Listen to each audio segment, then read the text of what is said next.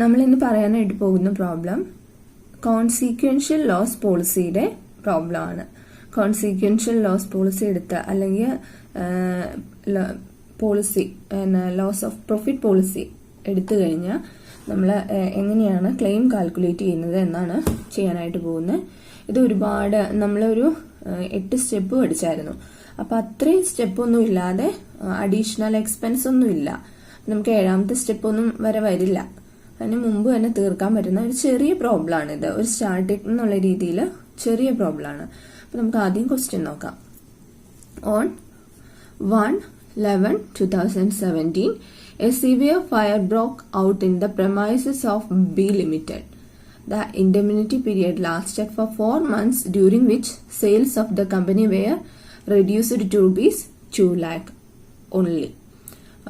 അതെന്താ പറഞ്ഞിരിക്കുന്നത്? 1/11/2017 ബി ലിമിറ്റഡിന്റെ ഫേമിൽ ഒരു ഫയർ തീപിടുത്തം ഉണ്ടായി. അപ്പോൾ ഇൻഡെമിനിറ്റി പീരിയഡ് പറഞ്ഞിട്ടുണ്ട്. ഇൻഡെമിനിറ്റി പീരിയഡ് എന്താണെന്ന് നമ്മൾ ആ സ്റ്റെപ്പിൽ പറഞ്ഞതാണ്. എങ്കിലും ഒന്നുകൂടി ഓർക്കുക. ഇൻഡെമിനിറ്റി പീരിയഡ് എന്ന് പറഞ്ഞു കഴിഞ്ഞാൽ നമ്മൾ ഫയർ നടന്നിട്ട് റിക്കവർ ആകാനെടുക്കുന്ന ആ ഒരു ടൈം, അത്രയാണ്. ഫയർ നടക്കുന്ന ഡേറ്റ് തൊട്ട് റിക്കവർ ആകാനായിട്ട് ഇരിക്കുന്ന ആ ഒരു ടൈമാണ് ഇൻഡെമിനിറ്റി പീരിയഡ് എന്ന് പറയുന്നത്. അത് ഓരോ ഫേമിനും ഓരോ രീതിയിലായിരിക്കും. അപ്പൊ ഇവിടെ ഇൻഡെമിനിറ്റി പീരിയഡ് നമുക്ക് ക്വസ്റ്റിന് തന്നിരിക്കുന്നത് 4 മാസമാണ്. അപ്പൊ 1/11/2017 ഫയർ നടക്കും. അത് തൊട്ടുള്ള 4 മാസം, 1/11 കഴിഞ്ഞ് പിന്നെ 11ാം മാസം, 12ാം മാസം ഡിസംബർ, പിന്നെ അടുത്ത ജനുവരി, പിന്നെ ഫെബ്രുവരി വരെയാണ് ഇവര് ഇൻഡെമിനിറ്റി പീരിയഡ് പറഞ്ഞിട്ടുള്ളത്. ഇനി ഇൻഡെമിനിറ്റി പീരിയഡിലെ സെയിൽസും പറഞ്ഞിട്ടുണ്ട്. 2 ലക്ഷം ആണെന്ന് പറഞ്ഞിട്ടുണ്ട്. ഇൻഡെമിനിറ്റി പീരിയഡിലെ സെയിൽസിന് നമ്മൾ പറയുന്ന പേരൊക്കെ നമ്മൾ നമ്മൾ പറഞ്ഞതാണ്, സ്റ്റെപ്പിൽ പറഞ്ഞു പോയതാണ്. അപ്പൊ അടുത്തത് ഇനി അടുത്ത സെന്റൻസ് നോക്കുക. The company closes its accounts on 30th June every year. എല്ലാ വർഷവും കമ്പനി അതിന്റെ അക്കൗണ്ട് ജൂണിൽ ക്ലോസ് ചെയ്യും. ക്ലോസിംഗ് ഡേറ്റും ഇമ്പോർട്ടന്റ് ആണ് കേട്ടോ. 30th June ക്ലോസ് ചെയ്യും. The statement of profit and loss for the year ended 30/6/2017 is given below. അതായത് നമ്മുടെ 2017 തന്നെയാണ് ഫയർ നടക്കുന്നത്. പക്ഷെ ഒരു കാര്യം ശ്രദ്ധിക്കുക, ജൂണില് എല്ലാ വർഷവും നമ്മുടെ കമ്പനി അതിന്റെ അക്കൗണ്ട്സ് ക്ലോസ് ചെയ്യും. അപ്പോൾ അതിന് തൊട്ട് മുമ്പുള്ള വർഷത്തെയാണ് ഈ തന്നിരിക്കുന്ന statement, profit and loss account. അപ്പോൾ കഴിഞ്ഞ വർഷത്തെ പ്രോഫിറ്റ് ആൻഡ് ലോസ് അക്കൗണ്ട് ആണ് നമുക്ക് തന്നിട്ടുള്ളത്. അപ്പൊ ഓരോ ഐറ്റംസ് നോക്കുക. റവന്യൂ ഫ്രം ഓപ്പറേഷൻ, അതായത് സെയിൽസ് 47,80,000. പിന്നെ പർച്ചേസസ് 30 ലക്ഷം. പിന്നെ ഇതിനകത്ത് എന്താ തന്നേക്കുന്നത്? ഓപ്പണിംഗ് സ്റ്റോക്ക് 5 ലക്ഷം, ക്ലോസിംഗ് സ്റ്റോക്ക് 2,50,000, വേരിയബിൾ എക്സ്പെൻസ് 2,50,000, പിന്നെ ഇൻഷുർഡ് സ്റ്റാൻഡിംഗ് ചാർജസ്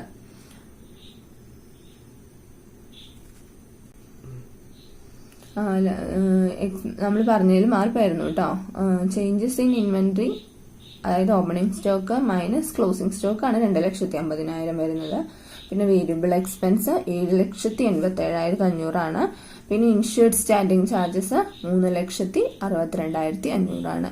അപ്പോൾ ഇത്രയാണ് ക്വസ്റ്റ്യനിൽ തന്നിട്ടുള്ളത്. ഇനി താഴെ അടുത്ത് നോക്കാം.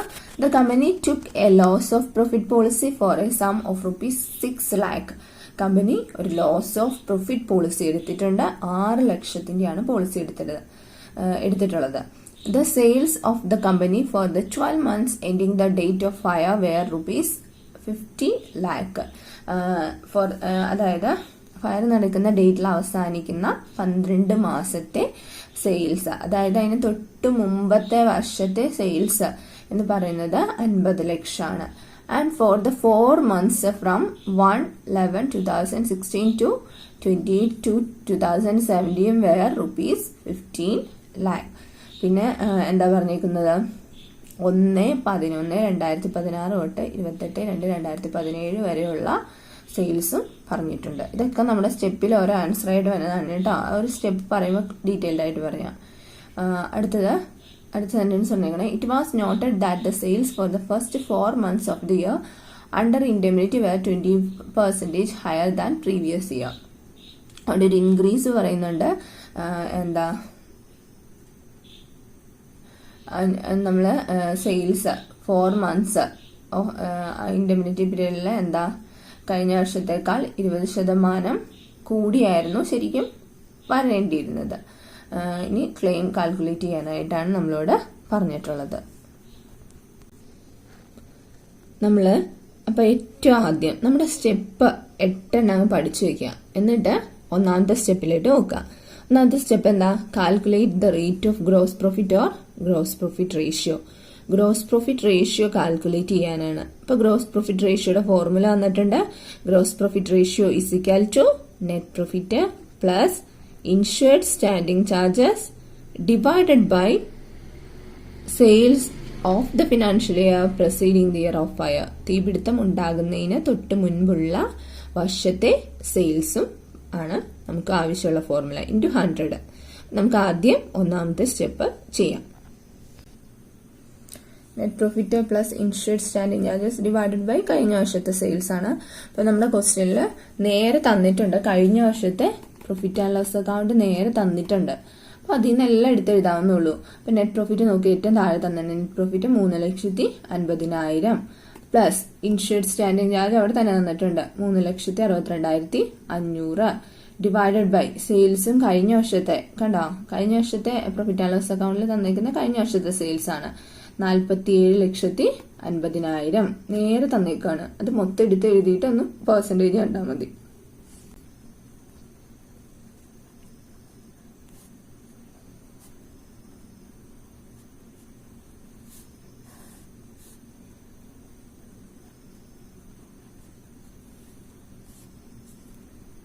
ഇൻറ്റു 100.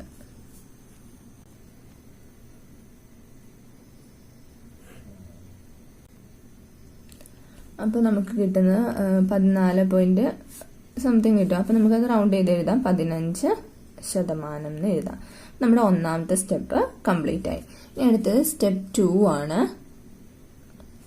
സ്റ്റെപ്പ് 2 നമ്മുടെ സ്റ്റെപ്പ് 2ൽ പറഞ്ഞേക്കുന്നത് നോക്കുക. സ്റ്റാൻഡേർഡ് സെയിൽസ് കാൽക്കുലേറ്റ് ചെയ്യുക. സ്റ്റാൻഡേർഡ് സെയിൽസ് എന്ന് പറഞ്ഞു കഴിഞ്ഞാൽ എന്താ, നമ്മുടെ ഇൻഡെമിനിറ്റി പീരിയഡില് സെയിം പീരിയഡില് അതിന് തൊട്ട് മുമ്പത്തെ വർഷമുള്ള ആ സെയിം പീരിയഡിലുള്ള സെയിൽസിനാണ് സ്റ്റാൻഡേർഡ് സെയിൽസ് എന്ന് പറയുന്നത്. നമുക്ക് സ്റ്റാൻഡേർഡ് സെയിൽസ് ആണ് സ്റ്റെപ്പ് 2. നമ്മുടെ ക്വസ്റ്റ്യനില് ആദ്യം നമ്മൾ ഇൻഡെമിനിറ്റി പീരീഡ് നമ്മൾ ഒരാണ് പറഞ്ഞു പോയതാണ്. അപ്പൊ ഇൻഡെമിനിറ്റി പീരീഡ് ഒന്ന് നോക്കണം. ഇൻഡെമിനിറ്റി പീരീഡ് എന്ന് പറയുന്നത് 4 മാസമാണെന്ന് പറഞ്ഞിട്ടുണ്ട്. അപ്പൊ നമ്മുടെ ഡേറ്റ് ഫയർ എടുക്കുന്ന ഡേറ്റ് 1/11/2017 ആണ്. അപ്പൊ അത് തൊട്ട് 4 മാസം എന്ന് പറയുമ്പോൾ 1/11 വരും, അത് കഴിഞ്ഞ് പിന്നെ അടുത്ത മാസം 12-ാം മാസം വരും, പിന്നെ ജനുവരി 1 വരും അടുത്ത വർഷം, പിന്നെ ഫെബ്രുവരി ആണ് വരുന്നത്. അപ്പൊ ഫെബ്രുവരി വരെയുള്ള 4 മാസമാണ് ഇൻഡെമിനിറ്റി പീരീഡ് എന്ന് നമുക്ക് മനസ്സിലായി. ഇനി 2017 ഫയർ നടക്കുന്നതെന്ന് മനസ്സിലായി. ഇനി നമ്മുടെ ക്വസ്റ്റ്യനിൽ ബാക്കി തന്നേക്കുന്ന ഡീറ്റെയിൽസിൽ ഇവിടെ നോക്കാം. The 4 months from 1/11/2016 to 28/2/2017 were 15 lakh എന്ന് പറഞ്ഞുകൊണ്ട് തന്നിട്ടുണ്ട്. അതായത് നമ്മുടെ ക്വസ്റ്റ്യനിൽ ആ സെയിം പീരിയഡ് തന്നെ അല്ലേ, നോക്കിക്കേ, 1/11 തൊട്ട് 28/2 വരെ നമ്മുടെ ഇൻഡെമിനിറ്റി പീരീഡ് 1/11/17 2017 തൊട്ടാണ് വരുന്നത്. ഫെബ്രുവരിയിൽ 2018 ഫെബ്രുവരി വരെയാണ് ഇൻഡെമിനിറ്റി പീരീഡ് തന്നെ. അപ്പൊ അതേ പീരീഡ് തന്നെ കഴിഞ്ഞ വർഷമാണ് ഈ തന്നേക്കുന്നത്. ഫയർ നടക്കുന്നതിന് തൊട്ട് മുമ്പുള്ള വർഷത്തെ സെയിം പീരീഡ്, ആ സെയിം പീരീഡിലെ സെയിൽസ് ആണ് 15 ലക്ഷം. അതാണ് നമ്മൾ സ്റ്റാൻഡേർഡ് സെയിൽസ് ആയിട്ട് എഴുതേണ്ടത്. സ്റ്റാൻഡേർഡ് സെയിൽസ് ഇങ്ങോട്ട് എടുത്ത് എഴുതി വെക്കുക. നമുക്ക് എളുപ്പത്തിന് ഇങ്ങനെ ചെയ്യണമെന്നുള്ളൂ. 15 ലക്ഷം രൂപയാണ്. അതെടുത്ത് എഴുതി.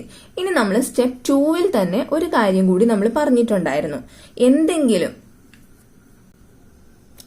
എന്തെങ്കിലും ഇൻക്രീസ് ഉണ്ടെങ്കിൽ ഇവിടെ കണ്ടോ, ആ സ്റ്റെപ്പിൽ പ്രത്യേകം ശ്രദ്ധിക്കുക. In this step add any increase in sales is specified.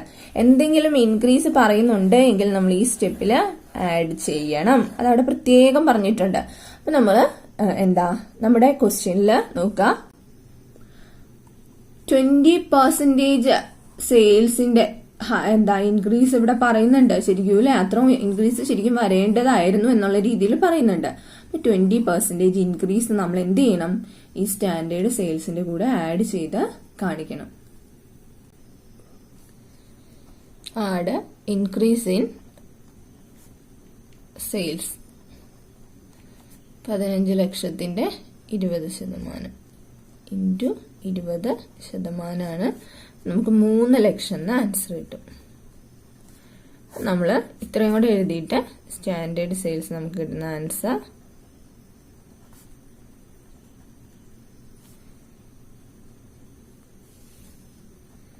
18 ലക്ഷമാണ്. അപ്പൊ നമ്മുടെ രണ്ടാമത്തെ സ്റ്റെപ്പ് കഴിഞ്ഞു. ഈ അടുത്ത് നമ്മൾ മൂന്നാമത്തെ സ്റ്റെപ്പാണ് ചെയ്യാനായിട്ട് പോകുന്നത്. Step 3.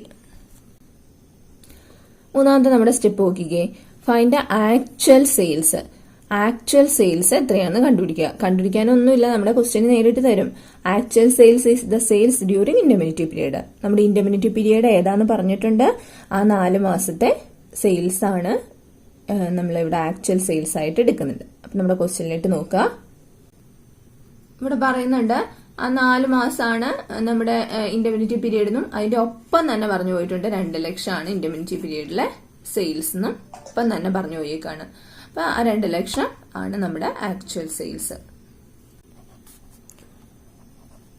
Actual sales is equal to 2 ലക്ഷം. നമ്മുടെ അടുത്ത സ്റ്റെപ്പാണ് സ്റ്റെപ്പ് 4. സ്റ്റെപ്പ് 4 ഒന്നും അറിയാനില്ല, നമ്മള് ഷോർട്ട് സെയിൽസ് കാൽക്കുലേറ്റ് ചെയ്യുന്ന സ്റ്റെപ്പാണ് സ്റ്റെപ്പ് 4 എന്ന് പറയുന്നത്. നമ്മള് 2, 3 ചെയ്ത് കഴിഞ്ഞാൽ പിന്നെ ഒന്നുമില്ല. Short sales is equal to standard sales minus actual sales ആണ്. Standard sales minus actual sales. ഇപ്പൊ ഒന്നും അറിയാനില്ല, നമ്മൾ നേരെ കണ്ടുപിടിച്ച് വെച്ചേക്കുന്ന സാധനങ്ങളൊന്ന് മൈനസ് ചെയ്ത് വെച്ചാൽ മതി. 18 ലക്ഷം മൈനസ് 2 ലക്ഷം നമുക്ക് 16 ലക്ഷമാണ് നമ്മുടെ ഷോർട്ട് സെയിൽസ് കിട്ടുക. അപ്പൊ സ്റ്റെപ്പ് 4ഉം കംപ്ലീറ്റ് ആയി. ഇനി അടുത്ത 5ാമത്തെ സ്റ്റെപ്പ് നോക്കിയേ. Calculate loss of gross profit. Gross profit loss അല്ലെങ്കിൽ gross profit on short sales. Gross profit on short sales calculate ചെയ്യുക. നമ്മൾ പറഞ്ഞിട്ടുണ്ട് എന്ത് സാധനത്തിലെ ആയാലും ഗ്രോസ് പ്രോഫിറ്റ് ഓൺ എന്ന് പറഞ്ഞുകൊണ്ട് തന്നാൽ ഇൻറ്റു ഗ്രോസ് പ്രോഫിറ്റ് റേഷ്യോ ചെയ്താൽ മതി. നമ്മുടെ ഫോർമുല നോക്കിയേ. Gross profit on short sales is equal to short sales into gross profit ratio. അപ്പൊ ഗ്രോസ് പ്രോഫിറ്റ് റേഷ്യോ കൊണ്ട് ആ ഷോർട്ട് സെയിൽസിനെ ഒന്ന് ഇൻറ്റു ചെയ്താൽ മാത്രം മതി. നമുക്ക് 5ാമത്തെ സ്റ്റെപ്പ് ചെയ്യാം. Step 5. Gross profit on short sales or 2 പേര് നമ്മൾ അറിഞ്ഞിരിക്കണം കേട്ടോ. Loss of gross profit is equal to short sales into gross profit ratio.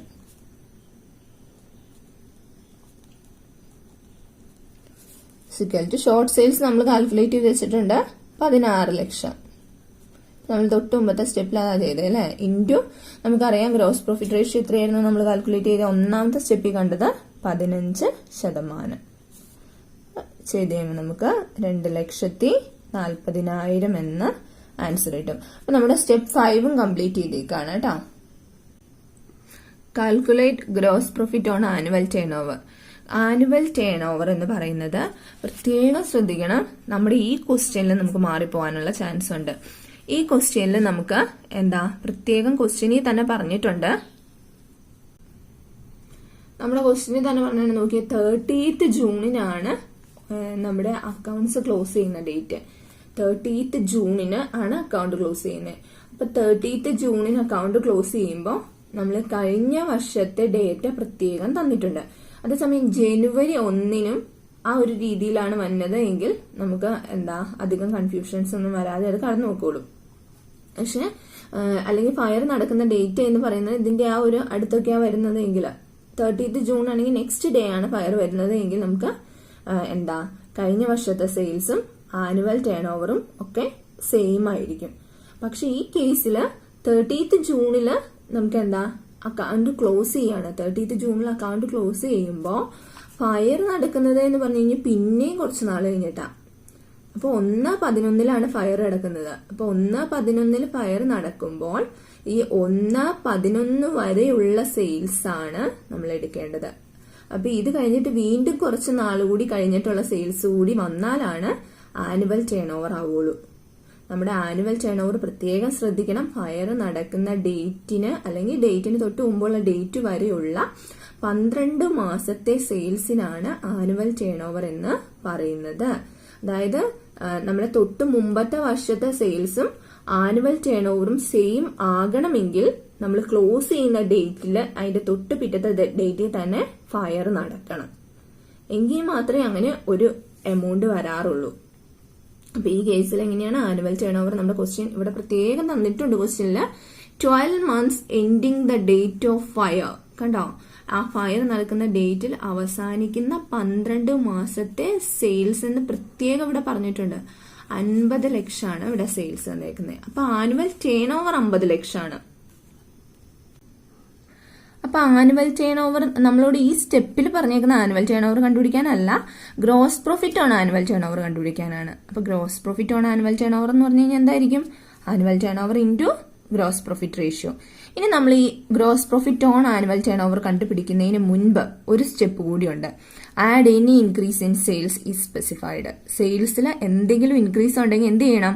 ഈ സ്റ്റെപ്പിൽ ആഡ് ചെയ്യാൻ പറഞ്ഞിട്ടുണ്ട്. ഈ സ്റ്റെപ്പിൽ ആഡ് ചെയ്യാന്ന് പറഞ്ഞു കഴിഞ്ഞാൽ നമ്മുടെ ആനുവൽ ടേൺ ഓവറിനോട് ആഡ് ചെയ്യണമെന്നാണ് അർത്ഥം. അപ്പൊ അത് കഴിഞ്ഞിട്ട് വേണം എന്ത് ചെയ്യാനായിട്ട്? ഗ്രോസ് പ്രോഫിറ്റ് കാൽക്കുലേറ്റ് ചെയ്യാനായിട്ട്. അപ്പൊ അത് നമുക്ക് ആ സ്റ്റെപ്പ് ചെയ്തു നോക്കാം. ആനുവൽ ടേൺ ഓവർ 50 ലക്ഷം നമ്മളിപ്പോൾ ക്വസ്റ്റിനെ കണ്ടു. അപ്പോൾ അതെടുത്ത് എഴുതുക 50 ലക്ഷം. ഇനി എന്താ ചെയ്യേണ്ടത്? Add 20% increase in sales. അപ്പോൾ 50 ലക്ഷത്തിന് 20% ഇവിടെ തന്നെ ആഡ് ചെയ്ത് പോവുക. ഇൻറ്റു 20%. അപ്പം നമുക്ക് 10 ലക്ഷം എന്ന് കിട്ടും. 10 ലക്ഷം. അപ്പം നമ്മൾ ഇത് രണ്ടും കൊണ്ട് ആഡ് ചെയ്ത് കഴിയുമ്പോൾ നമുക്ക് 60 ലക്ഷം കിട്ടും. ഇനി നമ്മൾ ആനുവൽ ടേൺ ഓവർ കണ്ടുപിടിച്ചു. ഇനി നമ്മളോട് പറഞ്ഞേക്കുന്ന ഈ സ്റ്റെപ്പിൽ പറഞ്ഞേക്കുന്നത് എന്താണ്? Gross profit on annual turnover ആണ്. Gross profit on annual turnover is equal to annual turnover into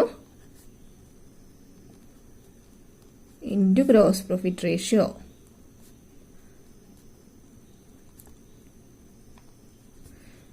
is equal to 60 lakh നമ്മളിപ്പോൾ ഇവിടെ കണ്ടുപിടിച്ചു. Annual turnover 60 lakh. Sales കൂടി ഇൻക്രീസ് ചെയ്തിട്ട്, സെയിൽസ് പ്രത്യേകം ഒന്നും പറഞ്ഞിട്ടില്ലെങ്കിൽ ഇതൊന്നും ചെയ്യേണ്ട, 50 ലക്ഷം നേരെ എടുത്താൽ മതി കേട്ടോ. ഇൻറ്റു 15%. നമുക്ക് ആൻസർ 9 ലക്ഷം എന്ന് കിട്ടും. അപ്പം നമ്മുടെ സ്റ്റെപ്പ് 6ഉം കംപ്ലീറ്റ് ആയി. അപ്പൊ നമുക്ക് അടുത്ത സ്റ്റെപ്പ് നോക്കാം. അടുത്ത step calculate the amount of admissible additional expense ആണ്. നമ്മുടെ ഈ ക്വസ്റ്റ്യനിൽ അഡ്മിസിബിൾ അഡീഷണൽ എക്സ്പെൻസ് ഒന്നും തന്നിട്ടില്ല. നമുക്ക് 7ാമത്തെ സ്റ്റെപ്പ് ചെയ്യാനായിട്ട് പറ്റില്ല. 7ാമത്തെ സ്റ്റെപ്പ് ചെയ്യാതെ നമുക്ക് 8ാമത്തെ സ്റ്റെപ്പും ചെയ്യാനായിട്ട് പറ്റില്ല. അപ്പൊ നമ്മൾ ക്വസ്റ്റ്യനിൽ ഇവിടെ പറയുന്നുണ്ട് കേട്ടോ, നമുക്ക് മുന്നോട്ട് പോകാൻ പറ്റാത്ത ഒരവസ്ഥയാണെങ്കിൽ, നോ ആനുവൽ സെയിൽസ് ആണ് പറയുന്നത്. ആനുവൽ സെയിൽസ് ഇല്ലെങ്കിലും അത് കഴിഞ്ഞിട്ടുള്ള സ്റ്റെപ്പ് 7ാമത്തെ നമുക്ക് മുന്നോട്ട് പോകാൻ പറ്റില്ല എങ്കിലും നമ്മൾ എമൗണ്ട് ഓഫ് ക്ലെയിം എന്ന് പറയുന്നത് ലോസ് ഓഫ് ഗ്രോസ് പ്രോഫിറ്റിന് ഈക്വൽ ആയിരിക്കും. അതായത് നമ്മുടെ 5ാമത്തെ സ്റ്റെപ്പിൽ നമ്മൾ കണ്ടുപിടിച്ചേക്കുന്ന ആൻസറിന് ഈക്വൽ ആയിരിക്കും നമ്മുടെ ക്ലെയിം എന്ന് പറയുന്നത്, എമൗണ്ട് ഓഫ് ക്ലെയിം എന്ന് പറയുന്നത്. അപ്പൊ നമ്മൾ എടുത്തെഴുതുക. സ്റ്റെപ്പ് 7 കൊടുക്കാം, ഒന്നും കൊടുത്തില്ലെങ്കിലും കുഴപ്പമില്ല കേട്ടോ. അപ്പൊ നമ്മുടെ net claim is equal to നമ്മൾ 5ാമത്തെ സ്റ്റെപ്പിൽ നമുക്ക് കിട്ടിയ 2,40,000 എടുത്തെഴുതി. ഇനി നമ്മുടെ പോളിസിയുടെ വാല്യൂ ജസ്റ്റ് ഒന്ന്, ഇത് നമ്മൾ എല്ലാ സ്റ്റെപ്പും ചെയ്ത് കഴിഞ്ഞിട്ട് ചെയ്യുന്ന ഒരു ആക്ടിവിറ്റി ആണ് കേട്ടോ. നമ്മുടെ ശരിക്കും പറഞ്ഞാൽ നമുക്ക് ഇവിടെ വരെ നമ്മുടെ സ്റ്റെപ്പൊക്കെ തീർന്നു. അപ്പൊ നമ്മൾ എടുത്തെഴുതി പോകുന്നതാണ്. ഇനി എല്ലാ സ്റ്റെപ്പും ചെയ്ത് നമുക്ക് ആൻസർ കിട്ടുകയാണെങ്കിൽ അവസാനത്തെ സ്റ്റെപ്പിന്റെ ആൻസർ ആണ് ഇവിടെ നെറ്റ് ക്ലെയിം ആയിട്ട് നമ്മൾ എഴുതുക കേട്ടോ. ഇനി നമ്മുടെ പോളിസിയുടെ വാല്യൂ എത്രയാണെന്ന് എടുത്തെഴുതാം. പോളിസി വാല്യൂ 6 ലക്ഷമാണ്. പോളിസി വാല്യൂ എടുത്തെഴുതി. ഇനി നമ്മൾ ഒരു കാര്യം കൂടി എടുത്തെഴുതണം.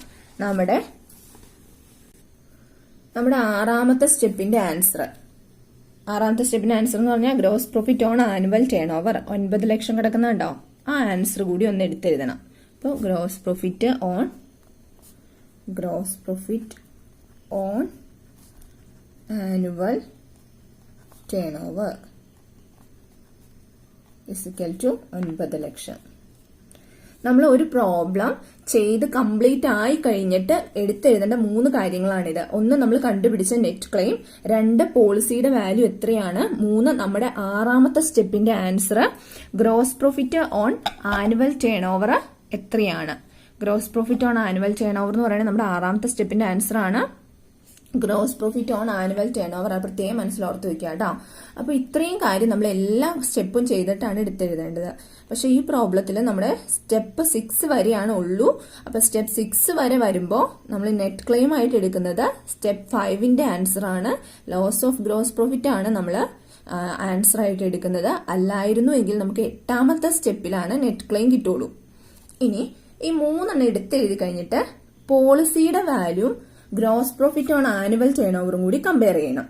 പോളിസിയുടെ വാല്യൂ എന്ന് പറയുന്നത് 6 ലക്ഷം രൂപയാണ് ഉള്ളൂ. Gross profit annual turnover എന്ന് പറയുന്നത് 9 ലക്ഷം ഉണ്ട്. അതായത് നമ്മൾ സ്റ്റോക്കിന്റെ പോളിസി പറഞ്ഞപ്പോൾ നമ്മൾ ഒരു കാര്യം പറഞ്ഞിരുന്നു, ഫയർ നടക്കുന്ന ഡേറ്റിലെ സ്റ്റോക്കിനേക്കാൾ കുറഞ്ഞ വാല്യൂ ആണ് നമ്മൾ പോളിസി എടുക്കുന്നത് എങ്കിൽ അത് അണ്ടർ ഇൻഷുറൻസ് ആണ്. അപ്പൊ അങ്ങനെ അണ്ടർ ഇൻഷുറൻസ് ആണെങ്കിൽ കമ്പനി എന്ത് ചെയ്യും, ആവറേജ് ക്ലോസ് അപ്ലൈ ചെയ്തിട്ടാണ് നമുക്ക് ക്ലെയിം തരുള്ളൂ. അപ്പൊ ഈ കേസും അതുപോലെ തന്നെയാണ്. പക്ഷെ ഇവിടെ നമ്മൾ നോക്കുന്നത് gross profit on annual turnover ആണ്. ആനുവൽ ടേൺ ഓവറിൽ വരാൻ ചാൻസ് ഉണ്ടായിരുന്ന ആ ഒരു ഗ്രോസ് പ്രോഫിറ്റ് 9 ലക്ഷം, അതിലും കുറഞ്ഞ പോളിസിയാണ് നമ്മൾ എടുത്തിട്ടുള്ളത്. അപ്പൊ കുറഞ്ഞ പോളിസി ആണെങ്കിൽ നമ്മൾ എന്ത് ചെയ്യണം, ആവറേജ് ക്ലോസ് അപ്ലൈ ചെയ്യണം. പ്രത്യേകം ശ്രദ്ധിക്കുക, ഗ്രോസ് പ്രോഫിറ്റ് ഓൺ ആനുവൽ ടേൺ ഓവറിനേക്കാൾ കുറഞ്ഞ പോളിസിയാണ് നമ്മൾ എടുക്കുന്നത് എങ്കിലാണ് ലോസ് ഓഫ് പ്രോഫിറ്റ് പോളിസിയിൽ ആവറേജ് ക്ലോസ് അപ്ലൈ ചെയ്യേണ്ടത്. ഗ്രോസ് പ്രോഫിറ്റ് ഓൺ ആനുവൽ ടേൺ ഓവറിനേക്കാൾ കുറഞ്ഞ പോളിസിയാണ് നമ്മൾ എടുക്കുന്നത് എങ്കിൽ നമ്മൾ ആവറേജ് ക്ലോസ് അപ്ലൈ ചെയ്യണം. അപ്പൊ ആവറേജ് ക്ലോസിന്റെ ഫോർമുല എഴുതാം. ആവറേജ് ക്ലോസ് ഈസിക്കൽ ടു, ഇവിടെ കുറച്ച് വ്യത്യാസം വരും. നമ്മുടെ ഇതിൽ നമ്മൾ സ്റ്റോക്ക് പോളിസിയുടെ ആ ഫോർമുലയിനേക്കാൾ നെറ്റ് ക്ലെയിം, ഇതുപോലെ തന്നെ ഇൻറ്റു പോളിസി വാല്യൂ, ഇത്ര സെയിം തന്നെ. ഇവിടെ നമ്മൾ താഴെ നമ്മൾ എഴുതേണ്ടത് സ്റ്റോക്ക് പോളിസിയിൽ നമ്മൾ എന്താ എഴുതണേ, loss of stock on the date of fire ആണ്. ഇവിടെ അതിന് പകരം നമ്മൾ എന്ത് എഴുതും, gross profit on annual turnover. Gross profit on annual turnover. ഇപ്പൊ നമ്മൾ 3 കൊണ്ട് എടുത്ത് എഴുതി കഴിഞ്ഞു. ഇനി ഇത് ഈ ഫോർമുലയിലായിട്ട് അപ്ലൈ ചെയ്താൽ മതി. നെറ്റ് ക്ലെയിം എന്ന് പറയുന്നത് 2,40,000 ഇൻറ്റു പോളിസിയുടെ വാല്യൂ നമ്മൾ 6 ലക്ഷം എടുത്ത് എഴുതിയായിരുന്നു, divided by 9 lakh gross profit on annual turnover is equal to നമുക്ക് 1,60,000 എന്ന് കിട്ടും. അതായത് നമുക്ക് ശരിക്കും ക്ലെയിം വന്നത് 2,40,000 ആണ് എങ്കിലും നമ്മൾ എടുത്തിട്ടുള്ള പോളിസി എന്ന് പറയുന്നത് സാധാരണ നമുക്ക് കിട്ടുന്ന പ്രോഫിറ്റിനേക്കാൾ കുറഞ്ഞ പോളിസിയാണ് എടുത്തിട്ടുള്ളത്.